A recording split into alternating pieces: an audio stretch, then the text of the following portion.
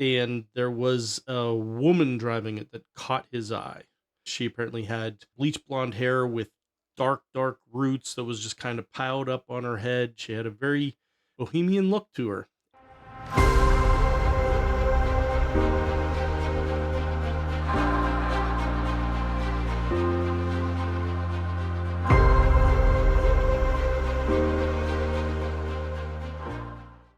Hey, what's up, YouTube?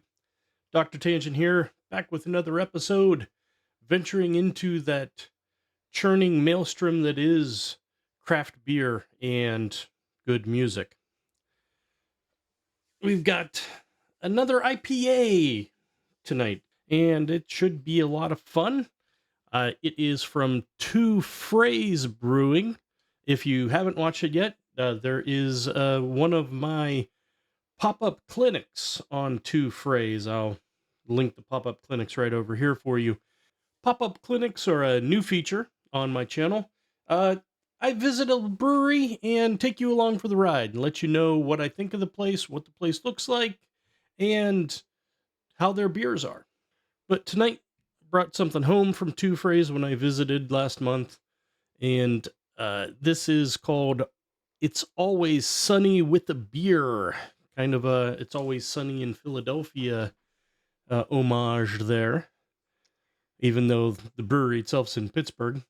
This beer weighs in at 4.6% and 47 IBUs. I don't expect it to be super bitter, but let's see what Fray's has to say about it.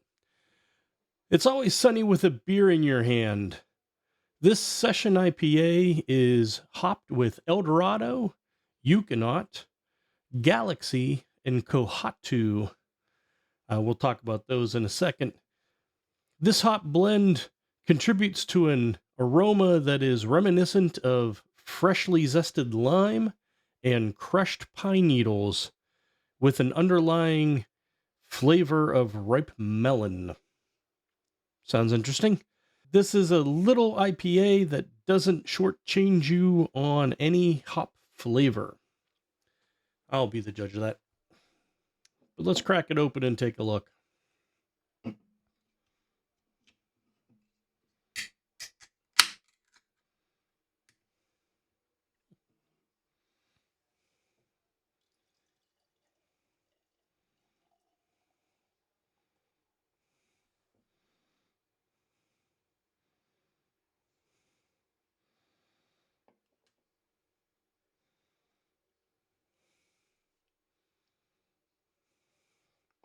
They're calling this a Session India Pale Ale. So it's not necessarily trying to be a hazy. Smell a little bit of tropical fruit at a distance, but we'll dive in and take a closer look. As you can see, substantial, thick white head on a fairly cloudy orange to amber colored beer. The head itself seems to have some very good consistency. I already see some nice lacing, lots of variegated bubbles, and it's actually a little bit rocky at this point, which is sign of a well-crafted beer. I mean, yeah, look at the way that stands right up out of the glass. That's beautiful. At first, it seems like the very typical IPA aroma, although it's a little more tropical than citrusy. I'm getting pineapple, I'm getting some citrus, but I'm getting like some mango in there. You do get a little bit of pine, a little bit of resinousness.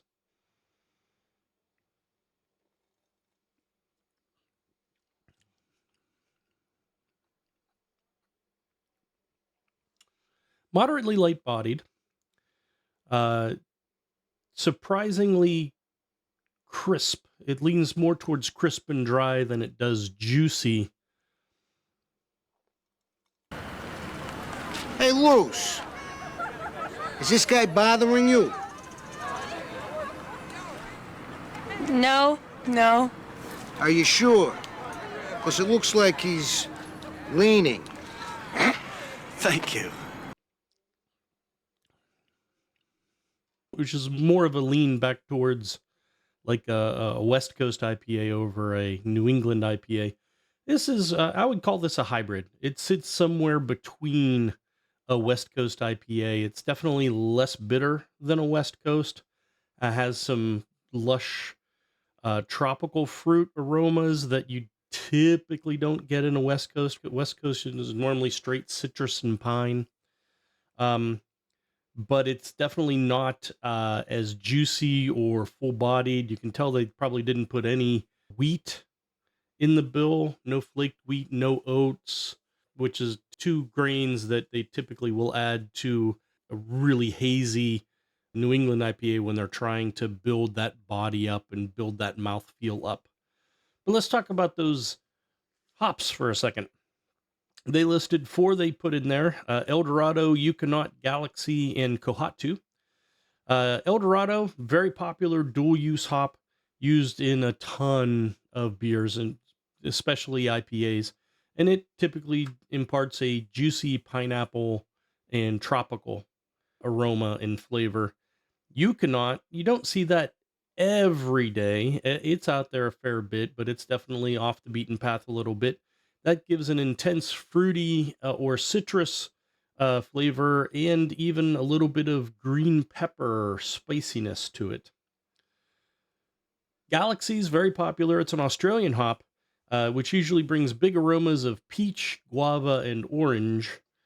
And Kohatu is a New Zealand hop that gives complex, woodsy, resinous character with some tropical fruit aromas. So that's what's giving you that pine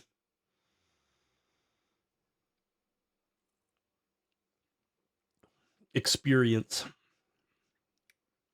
All in all, a pretty tasty beer. I definitely taste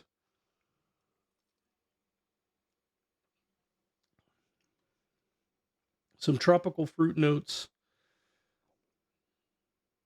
The mango that was coming through on the aroma isn't really coming through on the palate. That's probably more of a citrus, more of an orange that it's coming through as now on the palate. But it is an easy drinker. It's not overly bitter. Pretty refreshing. It would be probably a pretty good sitting on the deck beer during the summer, obviously, not now.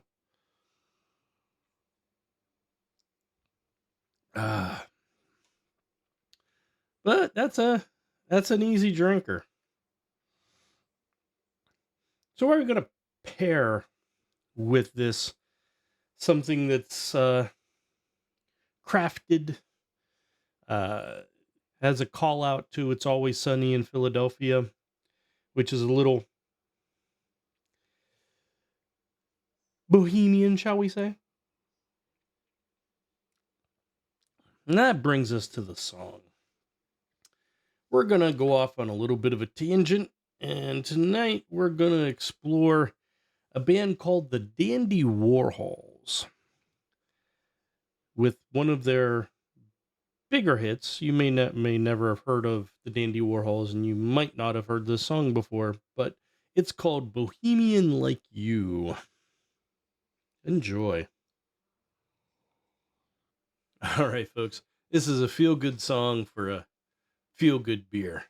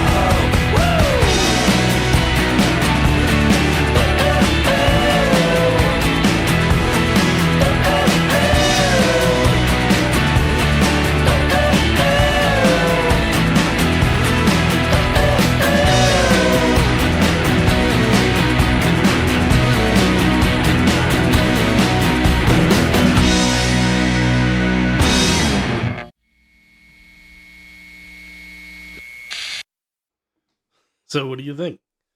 That song's a blast. Reminds me of a girl, but then again, most songs do. So the Dandy Warhols came out 94 out of the Portland music scene, although they were not grunge. They were definitely more of an alt-rock, neo-psychedelia, garage rock sound. And they're a lot of fun. They actually have a new album coming out in March called Rock Maker. So that'll be interesting. We'll have to check something from that out once it releases. But funny story about how this song came about. The guitarist and singer Courtney Taylor was sitting in his apartment in Portland and just kind of absentmindedly staring out the window. He had done a lot of work as an auto mechanic, and outside of his window was an intersection with a stoplight, and he heard a very distinctive engine note that he recognized as a BMW. And he, just absentmindedly glanced out the window and noticed this beat up 318i, and there was a woman driving it that caught his eye. She apparently had bleach blonde hair with dark roots that was just kind of piled up on her head. She had a very bohemian look to her, and Courtney Taylor was smitten. He really just felt some type of instant connection with her. But then the light turned green and the car drove away. He actually had a little fantasy in his head while he was watching her at the light that her car would stall, and he would go out and offer to help her with it and meet her that way. But her car didn't stall. The light turned green. She drove away. Courtney never saw her again. But he was inspired, and he turned around and banged this song out in 5 minutes. So you never know when inspiration might strike. It's a decent IPA. I'm going to add it to my list of IPAs. If you're an IPA lover, check out some of these other videos where I review other IPAs of various types with various levels of enjoyment. But this is a solid offering. Very easy drinker. If you're in the Pittsburgh area, don't be afraid to check out two Frays. They have good stuff. If you're liking the vibe, give it a thumbs up.